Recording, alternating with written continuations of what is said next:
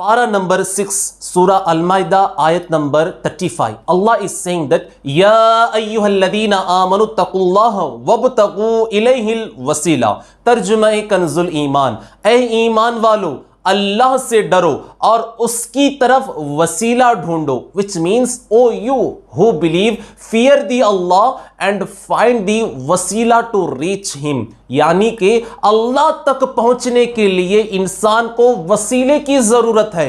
These are the not my words, these are the not the words of Allah Hazrat, these are the not the words of Khwaja Garib Nawaz, these are the words of Allah which is written in the Quran Majid. My dear Islamic brothers and sisters, taking wasila is not shirk, taking wasila is not bid'at. Allah is saying that if you want to reach me, take wasila. This is the way that you reach me. Allahu Akbar. But some people say wasila is a shirk, but it was not the correct statement. हम वसीला लेते हैं अल्लाह तक पहुंचने के लिए, कभी ख्वाजा बंदा नवाज का वसीला लेते हैं, कभी ख्वाजा गरीब नवाज का वसीला लेते हैं, कभी आला हजरत का वसीला लेते हैं, कभी पीराने पीर महबूब सुबहानी का वसीला लेते हैं, कभी हमारे आका सल्लल्लाहु अलैहि वसल्लम का वसीला लेते हैं, कभी सहाबा किराम का वसीला लेते हैं, कभी अहले बैते अतहार का वसीला लेते हैं। इससे मालूम होता है कि वसीला लेना कोई गलत काम नहीं, वसीला लेना